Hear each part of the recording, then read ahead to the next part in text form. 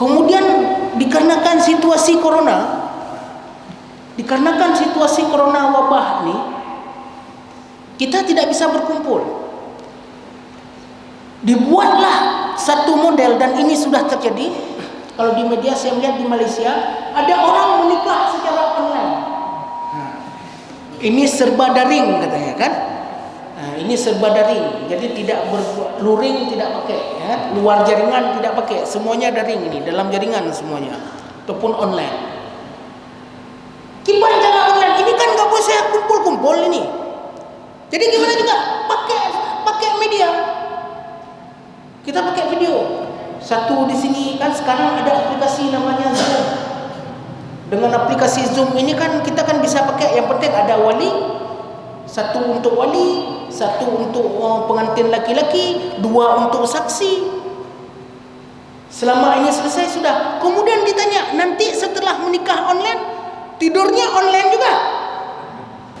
Jadi penting kiranya untuk kita mengetahui tentang pernikahan ini.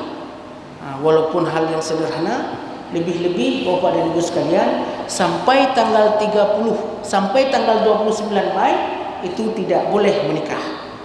Jadi kalau yang sudah ada berencana, tahan dulu, tunggulah selesai lebaran nanti. Ya. Sampai tanggal 29 itu tidak boleh menikah. Yang sering saya dapatkan, ini hati-hati Bapak dan Ibu sekalian. Jika ada anak tiri menyona anak mau, tolong jangan anak tiri jangan dinasabkan kepada nasab kita. Mungkin kita menikah ya, laki-laki menikah dengan seorang perempuan yang dia sudah janda. Istri kita punya anak kecil, sehingga dalam kartu keluarga dinasabkanlah siapa ayahnya di situ dalam kakak, dibuatlah kita sebagai ayahnya. Itu berbahaya. Itu akan terjadi ikhtilatun nasab. Terjadi percampuran nasab nantinya. Dalam penentuan wali ke depan sulit. Makna akad itu adalah ikatan. Jadi makna akad itu adalah ikatan. Kalau ditanya apa kalimat paling afdal dalam menikah yang dipakai oleh Nabi tapi tidak boleh dipakai oleh umat, Rasul menikah dengan kalimat hibah, menghibahkan. Tetapi itu dikhususkan kepada Nabi.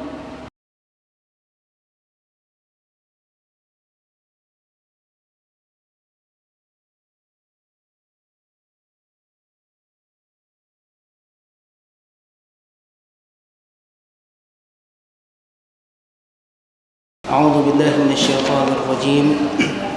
Bismillahirrahmanirrahim. Ya ayyuhalladzina amanu kutiba 'alaikumus shiyam kama kutiba 'alal ladzina min qablikum la'allakum tattaqun. Wa qala nabiyyuna fi hadits syarif an Hakim an Muawiyah an abihi anna rajulan sa'ala an-nabiy sallallahu alaihi wasallam ma haqqul mar'ati 'ala az-zawj فقال أن يطعمها إذا طعمت وأن يكسوها إذا اقتست وأن لا يضرب الوجه ولا يقبح ولا يحجر إلا في البيت. وقال أيضا إذا صلت المرأة خمسها وصامت شهرها وأطاعت زوجها وحفظت فرجها قيل لها ادخل الجنة min ayyi abwabil jannati syi'ti. Sadaqallahul azim, sadaqa rasulil karim. Puji syukur kehadirat Allah, pada pagi yang berbahagia ini kita dapat bersama-sama mengikuti kajian sebagaimana terjadwal ahwalus syakhsiyah. Ahwal syakhsiyah itu ada beberapa pembagiannya. Secara garis besarnya, ahwal syakhsiyah itu merupakan kehidupan kepribadian muslim. Jadi ada pembahasan tentang rumah tangga, menyangkut dengan nikah, talak, khulu', fasakh, dan ada juga tentang mawaris sudah diisi oleh Ustaz Usam. Itu juga bagian daripada ahwal syakhsiyah. InsyaAllah ada sekitar lebih kurang saya lihat 5 pertemuan kita. Ada 5 selasa. Jadi kami berencana membagi 2 pembagian tentang nikah dan tolak. Karena itu yang paling banyak tentang pernikahan. Pernikahan merupakan mesin jahit yang menyatukan orang yang berpisah, dan talak itu merupakan gunting yang memisahkan orang yang bersatu. Jadi nanti kita lihat mana yang lebih besar poinnya. Kami mengusahakan 2 pertemuan untuk nikah, 2 pertemuan untuk talak, 1 pertemuan mana yang lebih besar poin darinya nanti. Bapak dan Ibu sekalian, kehidupan rumah tangga, pernikahan dan perceraian itu merupakan kejadian sehari-hari. Itu menjadi lumrah. Namun walaupun itu kejadian sehari-hari, banyak juga yang kadang-kadang kita tidak paham bagaimana pernikahan itu seperti apa, perceraian itu seperti apa. Ada orang yang tidak sadar kalau dia sudah bercerai. Jadi berpikir masih seperti biasa. Padahal sesungguhnya mereka sudah bercerai. Sehingga ketidakjelasan hukum ini menjadi masalah. Ada seorang suami yang sedikit marah, cerai. Sedikit saja dia naik emosinya di dalam rumah tangga, dia akan melafazkan munyumunan kau dek kero, kah kero, lung kero. Lafaznya tidak sharih, lafaznya kinayah. Tapi kita tidak pernah bertanya kepada suami yang melafazkan itu maksudnya apa? Ketika marah tadi ngomong munyumunan kau dek kero, kah kero, lung kero, itu maksudnya apa? Kalau maksudnya memang berpisah, jatuh cerai. Kita tidak tahu yang itu. Ataupun sering juga terjadi dalam rumah tangga kita ketika emosi itu. Orang mengatakan, munyohana kadang oleh balon kapubut begalakah. Itu juga sering diucapkan. Tapi kita juga tidak pernah bertanya, itu maksudnya apa?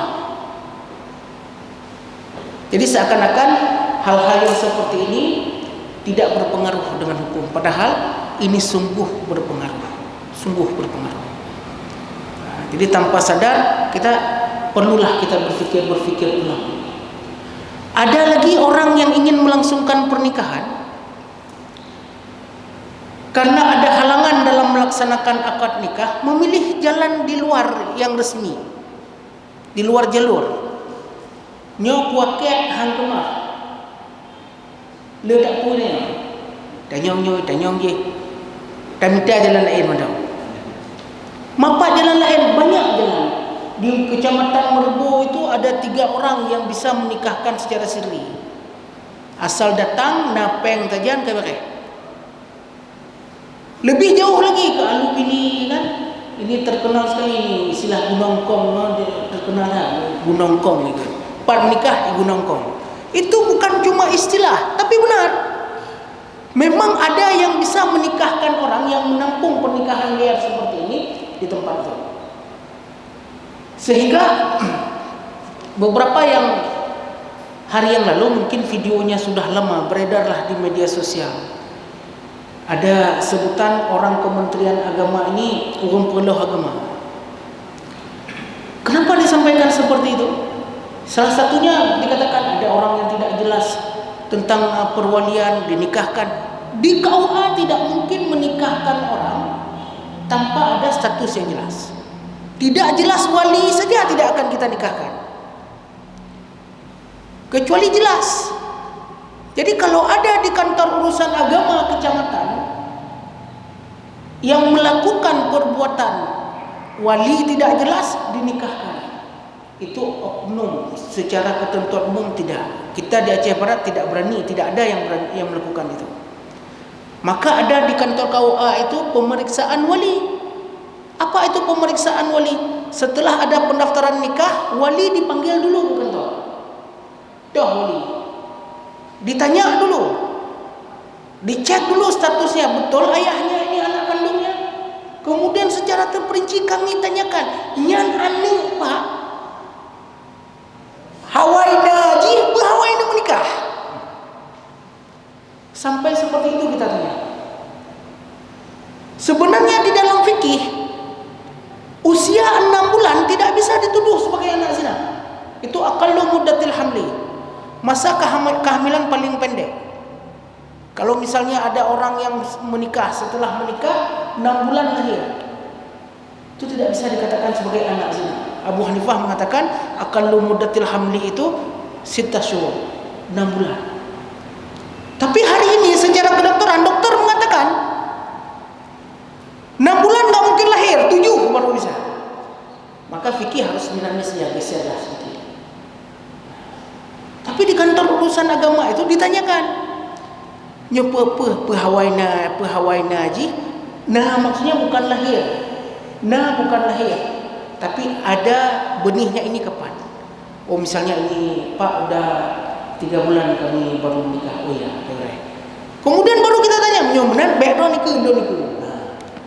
Sehingga adalah istilah populer kalau kepala KUA itu adalah wali anak di luar nikah. Ya, jadi kalau ditanya, ayo dah kepala KUA, ayo kepala KUA nya. Kepala KUA nya wali anak di luar nikah. Orang yang tidak ada wali, dia adalah wali.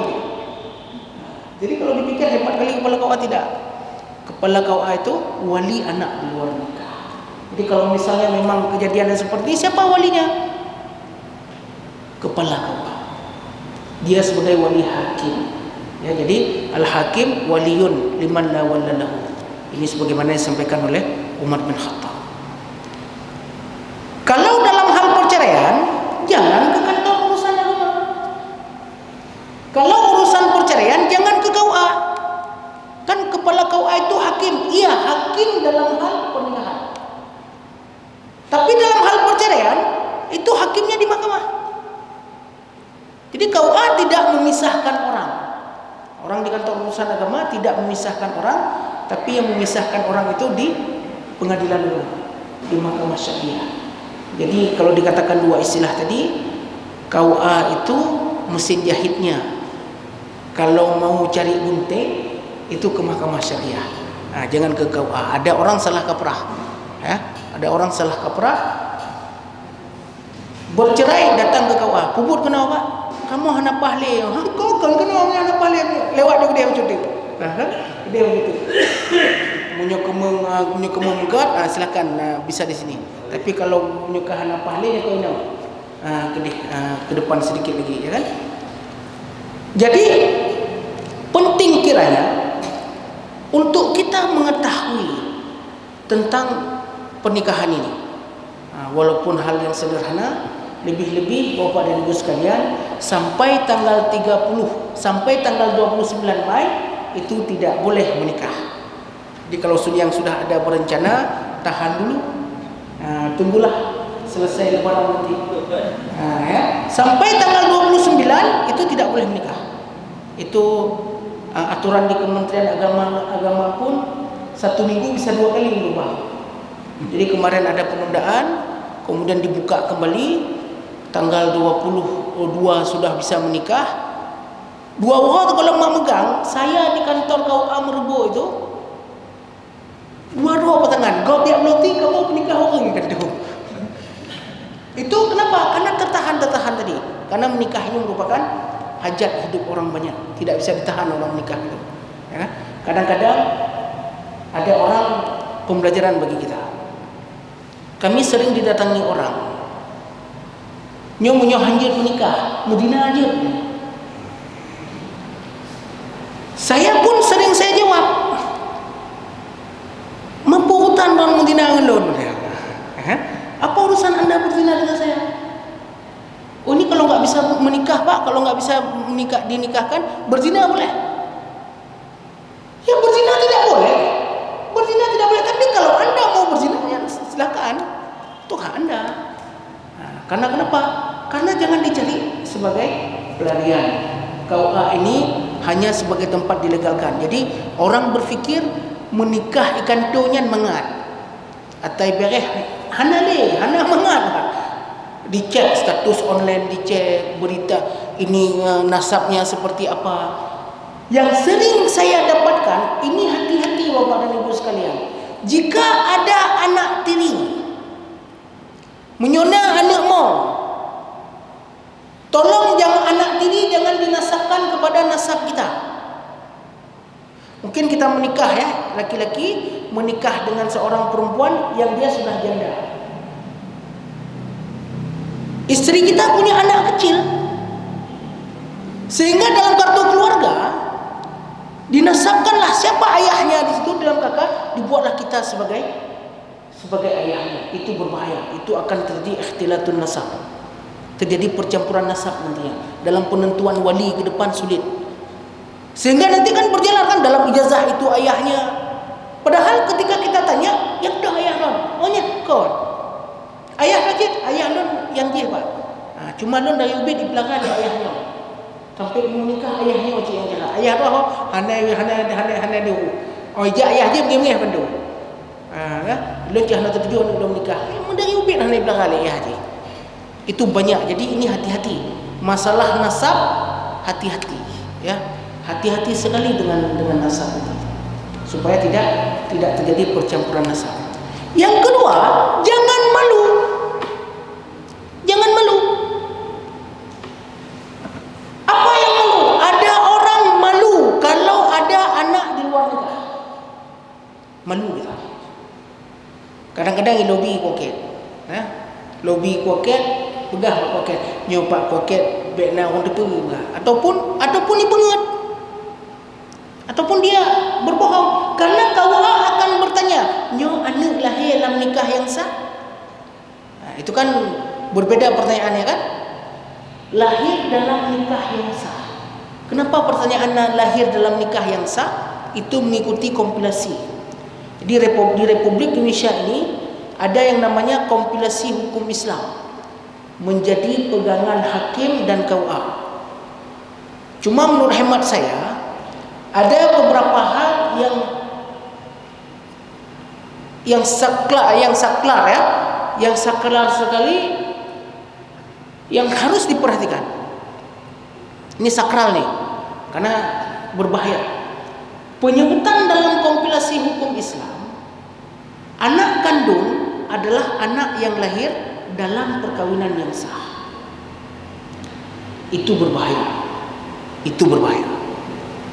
Anak kandung adalah anak yang lahir dalam perkawinan yang sah. Saya pernah bertanya kepada salah seorang yang menyusun kompilasi hukum Islam itu. Saya bertanya langsung, saya tanya, menurut Bapak cocok enggak nih? Anak kandung adalah anak yang lahir dalam perkawinan yang sah. Kita berikan beberapa asumsinya. Kalau misalnya apa? Ada pasangan suami istri setelah menikah, 2 hari setelah menikah lahir anaknya. Itu kira-kira anak itu lahir dalam perkawinan yang sah atau bukan? Kalau menurut pemahaman kita, 2 hari setelah menikah lahir anaknya, itu anak itu lahir dalam pernikahan yang sah atau bukan? Lahir dalam pernikahan yang sah. Maka menurut kompilasi, anak yang lahir dalam pernikahan yang sah, anak kandung. Maka kalau ditanya nanti siapa yang bisa menjadi wali dia? Apakah ayah dia bisa menjadi wali dia ketika dia menikah? Maka kalau statusnya anak kandung adalah anak yang lahir dalam pernikahan yang sah, boleh. Tapi kalau secara naluri kita tanya, ya gimana? Kira-kira ini anak ayahnya ini memang ayah biologisnya kah? Atau ayah memang ayah sebagai hukum? Maka kita akan mengatakan ini secara biologis ayahnya, tapi secara hukum bukan ayahnya. Kenapa secara hukum bukan ayahnya? Ataupun ada tidak mazhab fikih yang mengatakan kalau secara hukum itu tetap ayahnya? Ini nanti akan kita lihat. Jadi nanti ada perbedaan pendapat antara Abu Hanifah dengan antara mazhab Hanafi dengan Syafi'i. Kalau dalam mazhab Syafi'i, anak zina itu dengan ayahnya dia boleh menikah. Itu dalam mazhab Syafi'i. Tapi kan kalau secara kemanusiaan ditanya, ada enggak anak ayah yang menikah dengan anaknya, anak yang di luar nikah anak dia? Mungkin secara naluri manusia tidak ada. Kalau dalam mazhab Hanafi, anak yang di luar nikah itu tetap haram, ayahnya tetap haram menikah dengan dia. Nah, kenapa? Ternyata perbedaan pendapat di dalam mazhab ini disebabkan beda dalam memahami pengertian nikah. An-nikah, saya masuk dalam pengertiannya. Nikah itu juga disebut dengan at-tazwij. Maka dalam kalimatnya zawaja yang dipakai. Zawajtuka. Saya nikahkan, ya kan? Ada lagi orang mengatakan dalam ijab kabulnya ini jetakenkah? Itu kan kalimatnya madhi yang dipakai. Qabil tu, saya terima. Maka ketika diterjemahkan dikatakan ga. Kalau ditanya pajar. Kalau ditanya nyogalun rimong, pakai ka pajar. Karena ka kan menunjukkan arti yang telah lalu. Sedangkan pelaksanaan nikah itu sedang dilaksanakan. Maka nanti kita akan melihat, insyaallah pada pertemuan yang kedua kita masuk ke rukun. Salah satu rukunnya itu ada sirah. Bagaimana dalam sirah ijab kabul. Kemudian dikarenakan situasi corona wabah ini, kita tidak bisa berkumpul. Dibuatlah satu model, dan ini sudah terjadi. Kalau di media saya melihat di Malaysia ada orang menikah secara online. Ini serba daring katanya kan. Ini serba daring, jadi tidak luring, tidak pakai ya. Luar jaringan tidak pakai, semuanya daring ini, dalam jaringan semuanya ataupun online. Gimana cara online? Ini kan nggak boleh saya kumpul ini. Jadi gimana juga pakai media. Kita pakai video. Satu di sini kan sekarang ada aplikasi namanya Zoom. Dengan aplikasi Zoom ini kan kita kan bisa pakai, yang penting ada wali, satu untuk wali, satu untuk pengantin laki-laki, dua untuk saksi. Selama ini selesai sudah. Kemudian ditanya, nanti setelah menikah online, tidurnya online juga? Oh, kalau itu tidak boleh, nggak bisa online, Ustaz. Kalau itu kan kiban cara online. Jadi kalau bisa kumpul online, kenapa nikah harus online? Oh, ini kan untuk menghindari katanya. Menghindari. Ya, menghindarkan banyak caranya. Makanya nanti ada ittihadul majlis. Sah sirah ijab dan kabul itu dengan ittihadul majlis. Maka ketika ditanya bagaimana ittihadul majlis, berada pada satu tempat. Jadi kan pakai kamera ini kan ittihadul majlis. TV-nya yang ittihadul majlis. Orangnya satu di sana, satu di sini. TV-nya yang ittihadul majlis. Alatnya. Orangnya kan tidak ittihadul majlis. Maka ini saya juga tidak tahu nih bagaimana hukumnya. Karena kenapa? Karena kan yang diambil selalu keadaan situasi. Kalau memang sedang situasi takut corona, jangan menikah. Ya kan? Sehingga ada orang mengatakan gara-gara corona merana, gara-gara corona merana. Ini memang sudah ada istilah yang seperti itu. Jadi an-nikahu fil lughah ad-dhammu wal wata'. Wa syar'an aqdun yatadhammanu ibahata wat'in bilafzi inkahin aw tazwijin aw tarjamatihi. Yang dikatakan dengan makna daripada nikah itu adalah ad-dhammu wal wat'u. Ad-dhammu ada juga kitab yang menyebutkan an-nikah ad-dhammu wal ijtima'. Menurut bahasa, yang dikatakan dengan menikah itu adalah menggabungkan. menggabungkan dan juga berhubungan badan. Jadi kalau ada orang mengatakan tanakahatil asjar, tanakahatil asjar itu daun pepohonan saling berhubungan, bertemu ujung dengan ujung, itu sudah dikatakan tanakahat. Mereka saling bergabung, saling berjumpa. Maka makna nikah secara bahasa adalah menggabungkan ataupun mengumpulkan. Secara bahasa, ya secara bahasa, ataupun melakukan hubungan badan, al-wat'u. Wa syar'an, menurut syarak, menikah itu adalah aqdun yatadammanu ibahati wat'in bilafzi inkahin atau tazwijin atau tarjamati. Sedangkan menurut syarak, nikah itu adalah satu akad yang mengandung, yang akad itu mengandung kebolehan untuk melakukan hubungan badan dengan lafaz inkah atau tazwij atau terjemahannya. Kalau ditanya apa kalimat paling afdal dalam menikah yang dipakai oleh Nabi tapi tidak boleh dipakai oleh umat, Rasul menikah dengan kalimat hibah, menghibahkan. Tetapi itu dikhususkan kepada Nabi. Sedangkan kepada kita yang dipakai kalimat inkah atau tazwij.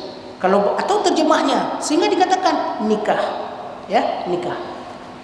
Saya pernah mendapatkan ketika orang melafazkan lafaz akad nikah itu, saya nikahkan ataupun nyoba bahasa Aceh, nah yang hanjit bahasa Aceh nah. Nah yang hanjit bahasa Aceh. Je undung ah. Ada orang mengatakan begini. Lon penikah anu lon diprotes oleh saksi. Kan penikah. Ha menginau. Jadi kamu yang dengar, pikiran kita nyuruh petai ha menginau. Rupanya orang ini memahami kalimat nikah itu harus seperti tulisan Arabnya. Nun kaf ha. Jangan nun kaf ha. Jangan nikah, tapi nikah. Makan he wali he ngan untuk nikah berbeda kayak gini. Yang kali tak apa wajib kakon dengan yang beken nikah, bekena itu nya adalah hukum, dalam hukum. Bernikah. Jadi lon penikah. Jadi tiba lon penikah. Kon nikah, pujit nikah. Mulang long. Apakah harus seperti itu? Tidak perlu seperti itu. Jadi kalimat lon penikah itu, nikah itu tidak ada makna lain dalam bahasa kita. Ketika dikatakan menikah, dia kan biasa kan? Ipegah menikah nyan makna, ipegah menikah tapi nyan makna. Ngon hacut lagi nyan, ngon harayo pi lagi nyan. Jadi tidak masalah. Satu lagi kawin. Nikah, inkah, nikah. Tazwij, kawin. Maka ada lafaz saya nikahkan dan saya kawinkan. Ini kadang-kadang kau ipegah kan, anak payah kawin. Kadang nak orang Aceh yo kan je. Nyai pegah mengkawin, bakkan orang pih mengkawin ni pegah.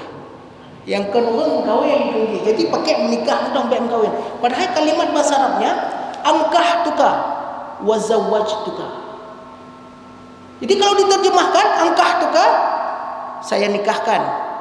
Wa zawwajtuka saya kawinkan. Engkau bimahtubatika. Saya nikahkan dan saya kawinkan engkau. Ada lagi orang mengatakan, "Tak ada menikah." Ni menikah. Agam pinong dia. Ya nikah. Mampu matalah Cina ke lapak lawan lagi ban. Lon penikah kah Muhammad. Ngon anak lon Fatimah. Ngon jenami lagi oh nyah nak ya. Yang berah ke banjir lon penikah anak lon. Yang berah. Jadi yang pernah menikah tau yang ganggu yang inong. Saya pernah diprotes. Oh nyo hanjut lagi kan Pak Wakil. Nyo hanjut tak kena inong dia, tak kena agama dia. Juci Pak, kunjunan agama dia. Karena sudah pernah kejadian seperti itu, maka yang pertama kita ulangi. Nikah itu aqdun. An-nikah aqdun yatadammanu ibahata wat'in. Yang pertama aqdun. Jadi kalau dia nikah itu apa? Aqdun. Aqdun itu bukan hanya ada pada nikah, tapi akad itu ada pada semua muamalat, ada akad. Jual beli ada akad jual beli, sewa menyewa ada akad sewa menyewa, semua ada akad. Ya, sampai orang di bank pun ada akadnya. Semua ada akad. Ma makna aqdun? Apa arti akad? Akad itu ya, akad. Aqdun, ma makna aqdun? Al-aqdu fil lughati ar-ribat. Makna akad itu adalah ikatan. Jadi makna akad itu adalah ikatan. Kalau kita punya dua benang, na dua kak benang badannya, wate bit yang na layang jauh kan masyarakat benang layang, munyo benang layang butuh kiban cakap benang tanti, jamun na benang tanti, munyo benang layang butuh. Kalau benang layang putus, maka diikatnya seperti ini.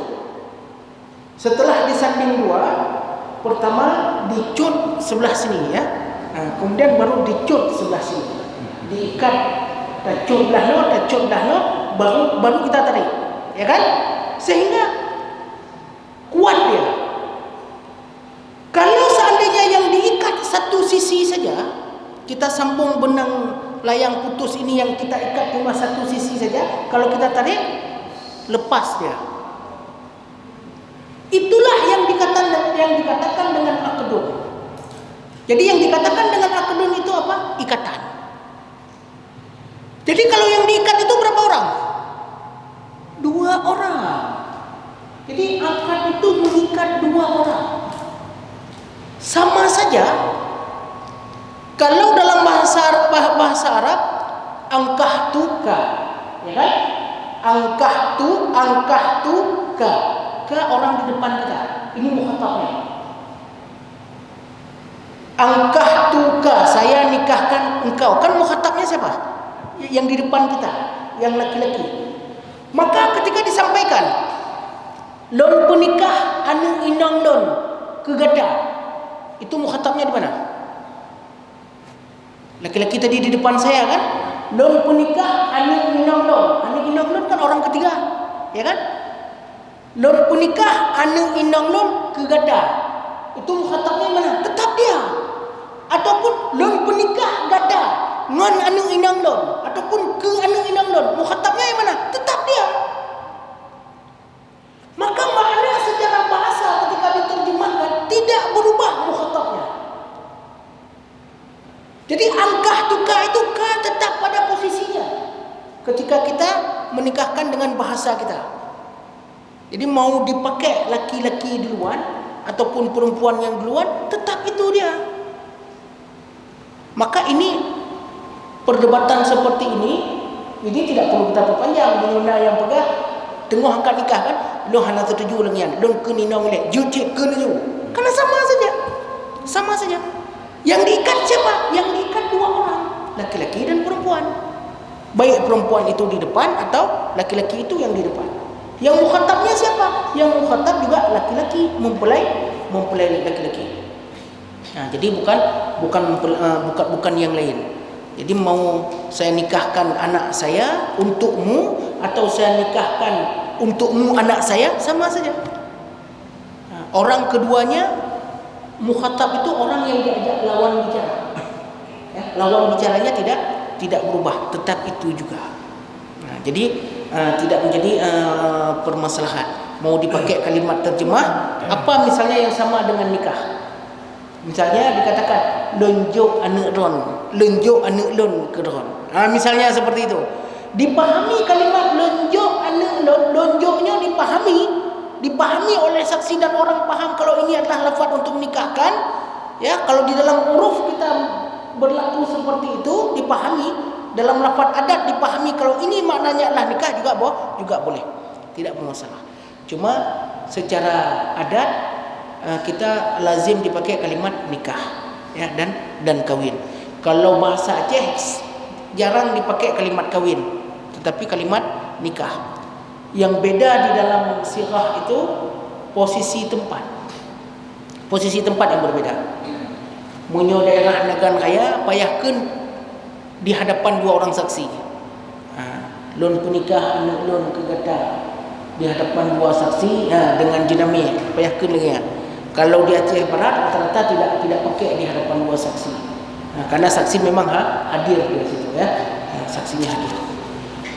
Wan nikahu aqdun yufidu milkul intifa la milkul manfaat.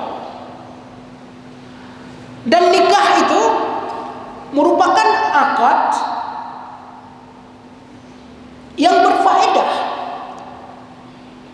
pemilikan bersama, bukan pemilikan sebelah pihak. Jadi lafaz akad nikah itu menunjukkan milkul intifa, bukan milkul manfaat. Bagaimana milkul intifa? Milkul intifa itu adalah musyarakah, saling memiliki, saling mengambil manfaat. Jadi akad nikah itu milkul intifa, bukan milkul manfaat. Kalau milkul manfaat hanya mengambil manfaat saja.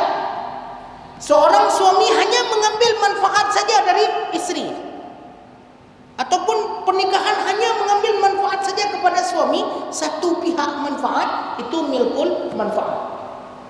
Tapi menikah itu milkul intifa, saling bermanfaat dua-duanya.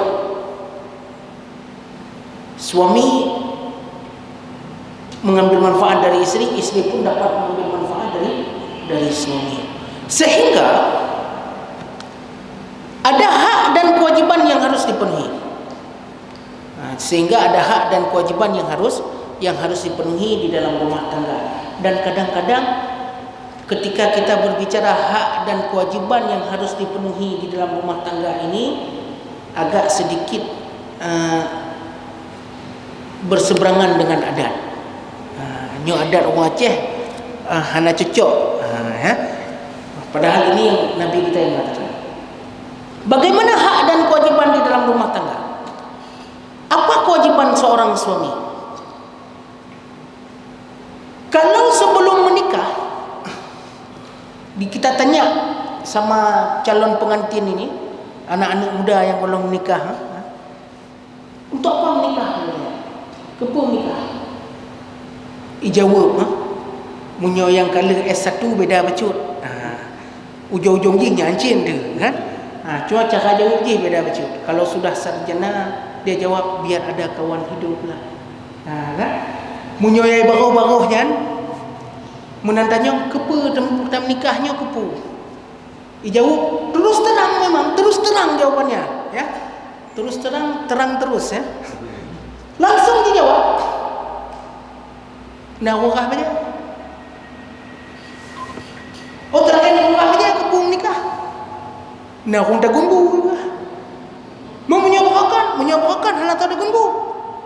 Mau menyohanam nikah, dia nikah hana aja pada. Tapi orang spontan itu. Laki-laki, pengantin laki-laki ketika ditanya untuk apa menikah? Hana urah aja ya, mau menyabarakan kata aja hana karah. Apa tidak cuci ya selama ini? Cuci juga baju kata. Jadi kenapa harus rata-rata seperti itu jawabannya? Orang yang sudah sarjana sedikit dia tahulah, ya kan? Untuk apa menikah nih? Biar ada kawan hidup, ya kan? Biar ada pasangan hidup. Tahu kita kalau ada masalah bercerita dengan siapa. Oh begitu. Kalau pulang ke rumah istri nggak masak nasi gimana? Marahlah Pak.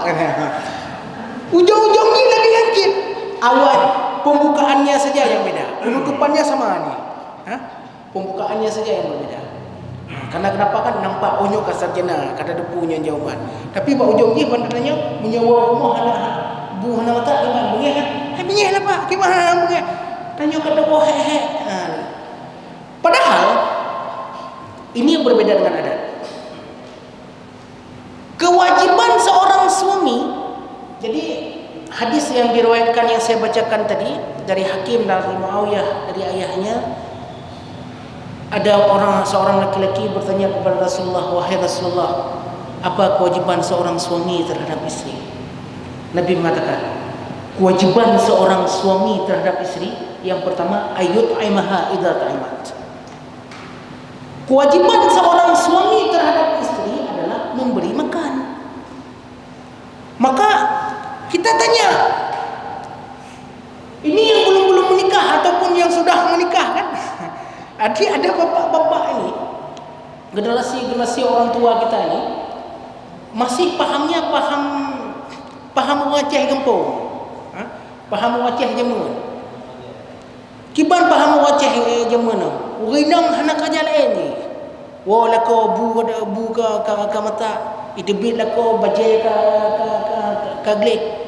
Oh tawa rumah anak hana lem hidung. Itu yang seperti itu. Kalau misalnya kita pulang ke rumah, bu hana mata jih dalam HP nyanjit tong bintih hana gede lah kan. Ya kan? Itu boleh seperti itu.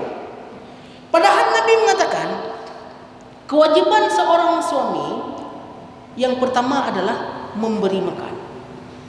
Memberi makan. Saya tanya sama calon istrinya, berapa jauh? Apa yang dimakan? Kalau misalnya saya tanya sama ibu-ibu kan, ibu-ibu yang ada suami di sini ya, yang tidak ada boleh juga. Ibu-ibu makan apa? Berapa jauh? Buah kedebong, berapa jauh? Yang ibu nyanyi tanda. Menyona itu berapa jauh? Yang ibu tak puas, bete-bete dua orang tu. Lupa ada bete. Ya. Jadi kalau ditanya apa yang dimakan, orang akan dijawab bu. Tanya ulang, bu berapa? Ibu-ibu baca bu berapa? Bu berapa? Bu kan bu. Atau tu nak pajuh kamu hanya pajuh lebu pak, kamu pajuh huti. Hanya persiapan untuk lockdown ke. Kita mana huti dah je kan? Apa yang dimakan? Nasi. Berarti ketika Nabi mengatakan kewajiban seorang suami yang pertama adalah memberi makan. Seharusnya apa yang diberikan oleh suami? Oh, ini kenapa? Nah, apa yang harus diberikan oleh suami? Anak pun dekat jauh punya. Kita dah debat dekat dia. Masalah tidak sesuai itu urusan nanti, Pak. Yang penting jawaban dulu kan. Jadi ketika Nabi mengatakan kewajiban seorang suami terhadap istrinya memberi makan, kita tanya kepada istri-istri, apa para istri makan? Nasi jawabannya, ya kan? Maka kita tanya kepada para suami, apa yang diberi makan untuk istri? Nasi, ya kan? Okey. Yang sepakat, ya kan? Sepakat dengan orang bahwasanya yang diberi makan untuk istri itu nasi, ya kan? Kan Berapa? Kan? Ini mulai tidak sepakat ini kita. Ini mulai tidak sepakat ini. Nah, ya kan? Maka kita kembali. Nabi mengatakan bahwasanya kewajiban seorang suami yang pertama adalah ayut'imaha idza ta'imat. Yang pertama memberi makan. Berupa barang makanan. Apa barang makanan yang dimakan? Oh, kalau kamu orang Aceh, pajuh bu, mati nasi. Kewajiban siapa menyediakan nasi? Kewajiban suami. Betul. Kewajiban suami. Ikan lewagam nyoka kurangnya tengok hana pedas-pedas ni. Nyebut berhek dan nyebut. Kewajiban suami memberikan makan itu kewajiban suami. Kalau seandainya kita pulang ke rumah, di rumah nasi belum masak, behna. Kosmos na, rice cooker na, dempu na, bantawa beh yang na, budak. Ilah apa? Oh nyan ilah punya lagi. Yang sebenarnya makanya bagi adik-adik yang mau menikah itu fikirkan baik-baik. Menikah itu berat. Itu kata Dilan itu kan. Menikah itu berat. Jadi memang harus dipersiapkan diri kita. Bagi yang sudah menjadi suami, lekemah awak. Minta maaf sama isteri ni. Pulang ke rumah kita minta maaf. Omanya kalau lekemah kat berhek ron dari konyang kat. Anak kutepu nyoban kutepu. Tapi nyobek bio lanjut macam. Ni orang tak lagi biasa. Tapi Nabi kita mengatakan seperti itu. Maka ketika kewajiban suami itu adalah menyediakan nasi, bukan yang berupa makanan langsung, maka ketika pulang ke rumah beras ada, nasi tidak ada di atas meja, jangan marah. Baik bengi. HP nak apa kan? Nak pakai HP ni apa nak kan? Mandum nak HP telefon ni rumah. Puna mak anak mi nak rumah. Kon mak anak mi ni puna aja yang boleh kan? Puna rumah puna bu ka mata. Alah bang yang ke nyonya golong temu takun bu. Oh napa dah belum? Nyan baru agam ni ke? Nyan baru agam. Nyokan ban telefon puna rumah nak bu hanam temu takun nak muna sibuk dah nak tahu jam puja kerja akah kamu. Lale ka minta. Gak wa put de ga hek bu kerja luar. Yang kon agam. Itu bukan suami itu. Itu bukan suami. Kenapa? Karena dia tidak menjalankan kewajiban dia sebagaimana yang dikatakan oleh Nabi kita. Kan? Dan karena Nabi lah sebagai contoh terbaik kita. Ada orang bertanya, kiban cara nejak dalil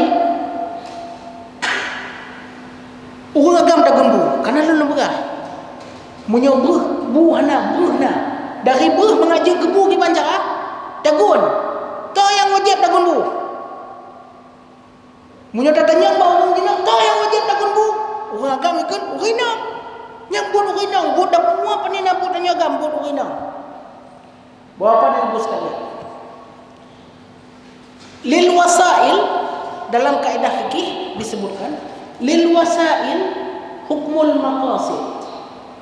Lil wasail hukmul maqasid. Wasail itu sarana. Maqasid itu maksudnya. Lil wasail hukmul maqasid. Hukum sarana, hukum cara itu sama seperti hukum maksud. Maksudnya apa? Maksudnya adalah memberikan makanan. Apa hukum memberikan makanan? Wajib. Berupa apa? Berupa nasi. Jadi memberi makan berupa nasi hukumnya wajib bagi suami. Itu maksud. Wasailnya, kalau ada barang yang belum menjadi maksud, belum menjadi nasi, itu harus dimasak. Masak itu wasail. Sarana, caranya. Maka lil wasail hukmul maqasid. Cara sarana itu hukumnya sama seperti maksud. Kalau nasi itu hukumnya wajib, maka memasak juga hukumnya wajib. Di rumah kaji mono pak cara ada gumbu. Mulai tinggal rumah ibu-ibu kaji begah kan? Mulai tinggal rumah ibu-ibu kaji begah. Yo mulai tinggal rumah hutan ron ni kan? Belum kali-kali begah lebih nak kajian di Masjid An-Nur, dipegah di Masjid An-Nur, dak gumbu hutan warga. Nyoka bana. Tapi memang iya seperti itu. Nabi kita mengatakan seperti itu.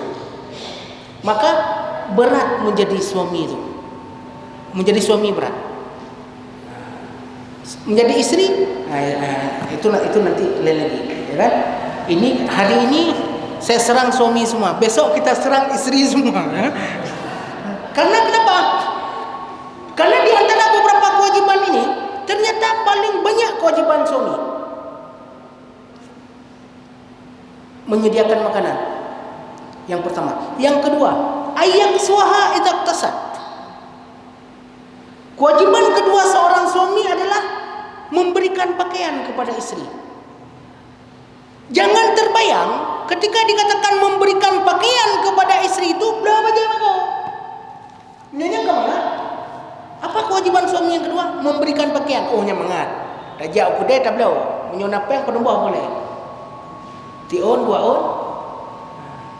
Karena kenapa? Nah, Ada orang tua kita, kalau kita lihat, irmah bajai batik hanam gantau mak. Tiploh ton kali kot ni mentong nyanji bajai batik. Atai kamu udah pun aku bajai batik kan. Nyai lah orang tanya jamun, nyai lah orang tua jamun, menyona ke pakai bajai batiknya nyamuk hantau je. Nyam tidur bajai batiknya. Hanam gantau bajai batik. Hai nyamuk hai betul je, hai yang kenyang. Baik dah pegah je di belong itik ya. Nyamuk hai hantu. Atai tamau udah pula rumah hana baju lain. Yang baju favorit baju batik. Menyuka bekah itambai bekahnya baju batiknya tetap pakai. Lanjut boh. Maka kewajiban suami yang kedua adalah memberikan pakaian kepada isteri. Ganti baju isteri walaupun tidak dia minta. Hana payah leke. Hana payah leke tapi harus digantikan. Hana payah raya. Nyopayah raya. Mantong muda-muda. Ban kana anak dua le. Pegah baru inang. Tanya ke hana payah le ke Tuhan. Kepu baje long tanya ke Tuhan. Yang penting kana nyo kaje nyo bang. Padahal kewajiban suami itu adalah menggantikan pakaian istrinya. Jadi tidak perlu tanya kepada isteri, "Pekah nak pelai baju baru?" Kenapa payah tanya? Kenapa tidak perlu ditanya? Karena itu kewajiban kita untuk menggantikan pakaian isteri kita.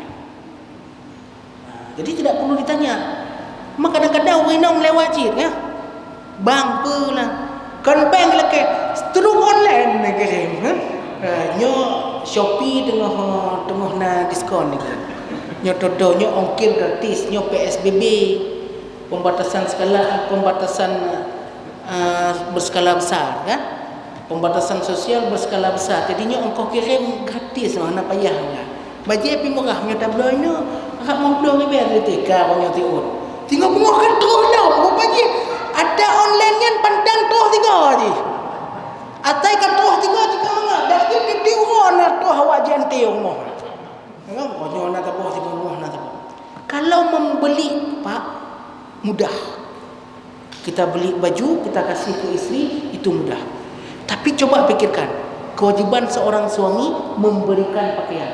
Apa yang dimaksud dengan pakaian? Apa yang dimaksud dengan pakaian? Baju yang sudah bisa dipakai. Baju yang sudah bisa dipakai itulah pakaian. Munyai rumah nak dilekong rinang kamu kulat. Apakah itu bisa dikatakan sebagai pakaian? Bisa dipakai tidak? Tidak bisa. Dia kotor. Supaya dia bisa jadi pakaian, bagaimana caranya? Dicuci. Kalau bunol ke gundunya yurah aja. Yang kedua, kewajiban suami itu apa? Memberikan pakaian kepada istrinya. Mana yang dikatakan pakaian? Jika kotor cuci dulu. Jawab pakai. Nyo mengadau dia begini. Iya, memang seperti itu tugas kita. Tugas suami itu. Maka bapak-bapak dan ibu sekalian beruntunglah. Bapak-bapak kan. Kita bukan ibu-ibu beruntung belum tentu kan. Bapak-bapak alhamdulillah beruntung kita. Tawa rumah bu kai tegun le wena. Tatbir rumah baje kawangi. Kawangi sudah bersih. Ternyata istri kita itu melakukan kewajiban kita. Kewajiban yang harusnya kita yang laksanakan dilakukan oleh istri, ya. Menyona lagi nyan nalah harta taharkat. Yang tengok Pak Ustaz Usam dan nyo Pak Fikri Morris. Harta seharkat, ya kan? Menyoikan di Jawa gono gini, menyoikan di Padang pusaka tinggi. Yang istilah awaknya. Menyo di Aceh harta harkat. Ukuran harta harkat. Ukuran harta harkat iwa linto rumah buka mata. Itu bit linto bajai kagli. Iwa tengok tu anu hana lepas hidup. Yang kawai, yang harkat. Maka kalau tidak ada seperti itu bagaimana? Bolehlah suami ini masak-masak lah, kan? Baju juga dicuci oleh suami, okeylah. Tapi tengok harta lelaki apa? Oh, harta lelaki. Berarti bubuk tunang. Yang kini masalah hibah wajah kan? Yang kini masalah hibah wajah. Nah, kewajiban yang kedua ini Kalau kita lihat di Timur Tengah, misalnya Saudi Arabia lah, wilayah-wilayah orang yang kaya kan, yang banyak minyaknya, orang yang kaya, itu banyak memperkerjakan tenaga kerja Indonesia, TKI ataupun TKW, ya kan? Untuk apa? Karena para suami sadar dia tidak bisa melakukan kewajiban, sehingga dibayar orang, dibayarnya untuk tagun buah, dibayarnya untuk rah baje. Kenapa? Karena dia sadar tidak sempat dia laksanakan, maka dibiayai orang untuk bisa melaksanakan itu. Kita juga bisa seperti itu. Kalau bapak-bapak ada kelebihan rezeki, bawa ke laundry, ya kan? Kalau misalnya istri memang tidak bisa, tidak sempat dia untuk cuci baju, kita ada rezeki kan, memang ada kemampuan kita, ya kan? Maka silakan kita yang laksanakan. Kita melaksanakan kewajiban kita. Kadang-kadang orang agak hanya hang kemah lagi. Bahkan hanya dahulu benar-benar. Nya hanya dahulu benar dahulu hanya dulu dia. Jangan berfikir seperti itu. Tapi berfikirlah kalau kita melaksanakan kewajiban kita. Saya sebagai suami, saya akan melaksanakan kewajiban itu. Terlepas di dalam rumah tangga itu, kita ada orang yang bagus menjalankan kewajiban, belum tentu aman rumah tangganya. Ini permasalahan yang lain. Aman rumah tangga, tidak aman rumah tangga, itu kadang-kadang tidak tergantung pada itu. Ada suami yang tidak pernah memukul istrinya, aman. Anak aman. Dok aku itu mupah hantam kau. Ada suami tiwa lego poh lego dapah yang kajut mak nelake cerai juhan don tayang tak gitu ya. Ada yang seperti itu. Tapi yang kita katakan ini adalah dalam hal bagaimana milkul intifa di dalam pernikahan itu.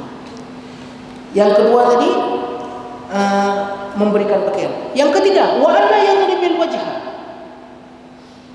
Kewajiban suami yang ketiga adalah tidak memukul wajah istrinya.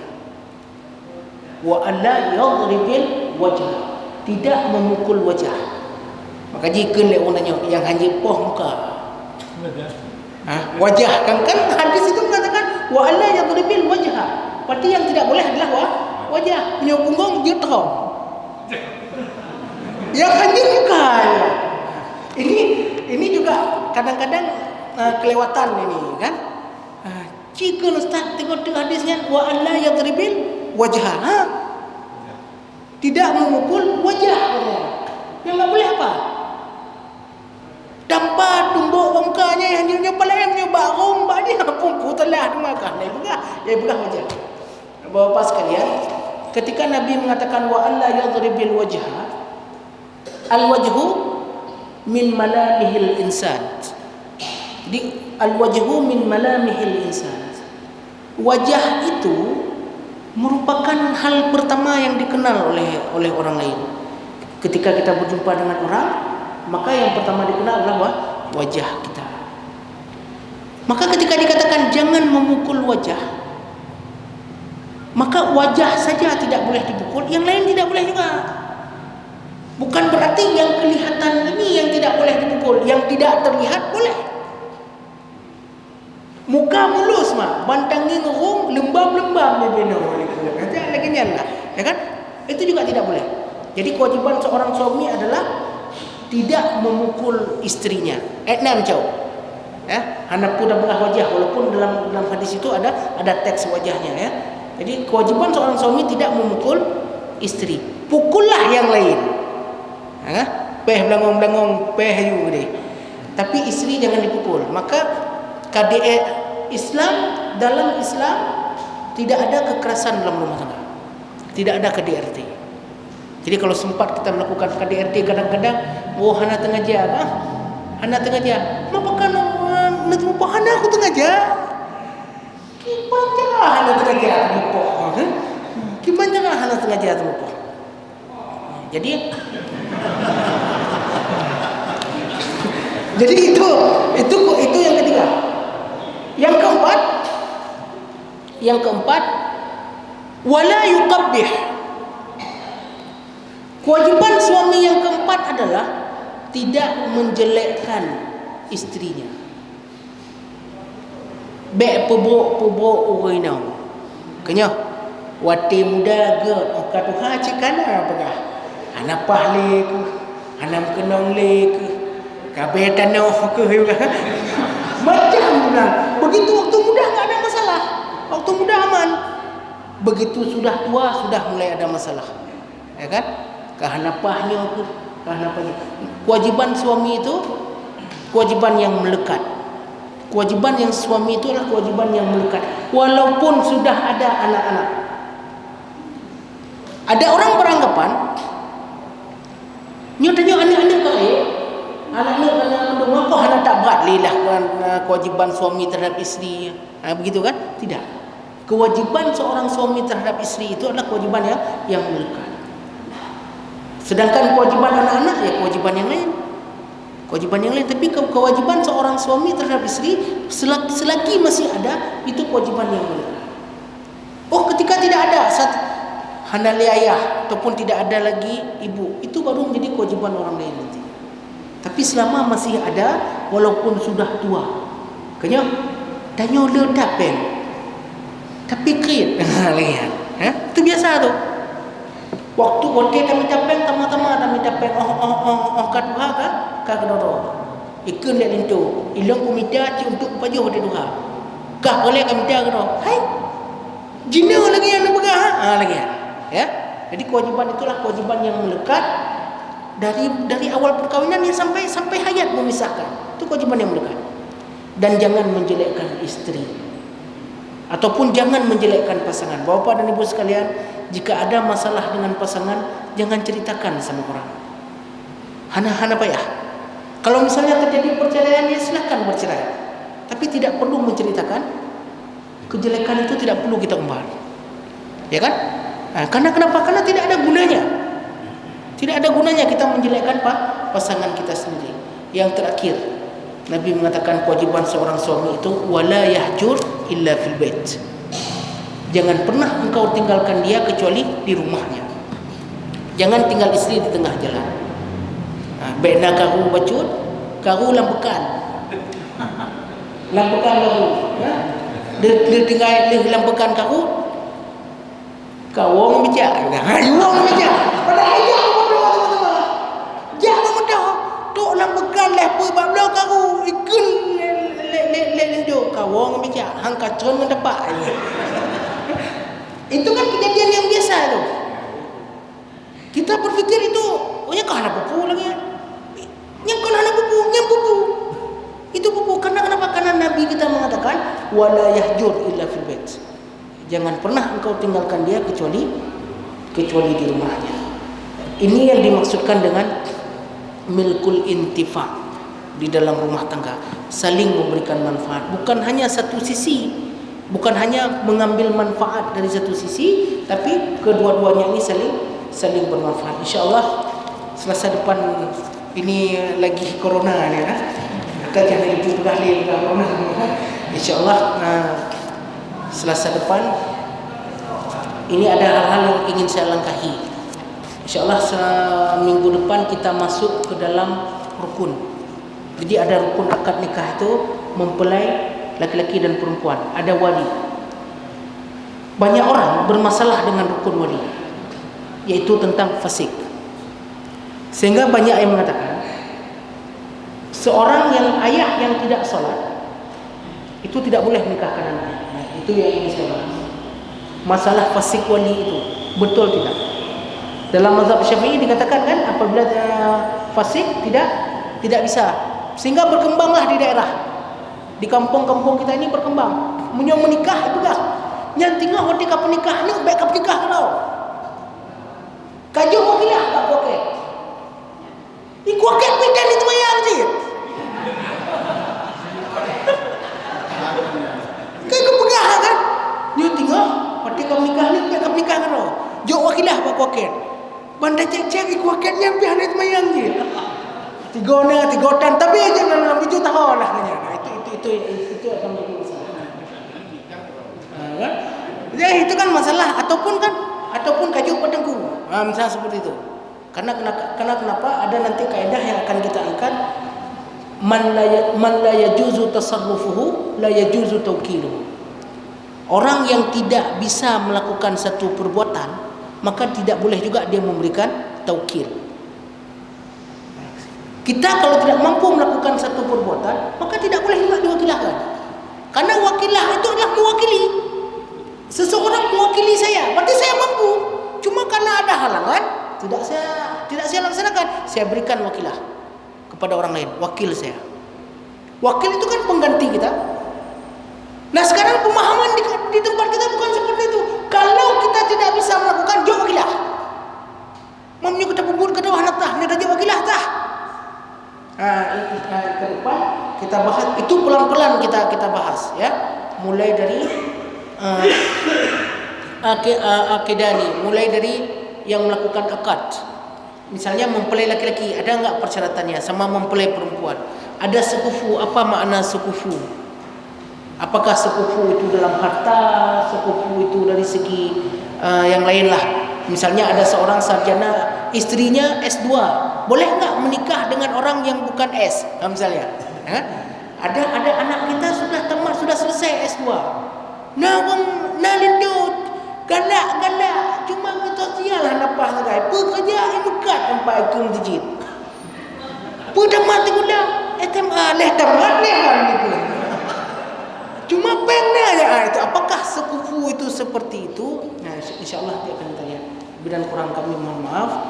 Wabillahi taufiq wal hidayah. Assalamualaikum warahmatullahi wabarakatuh.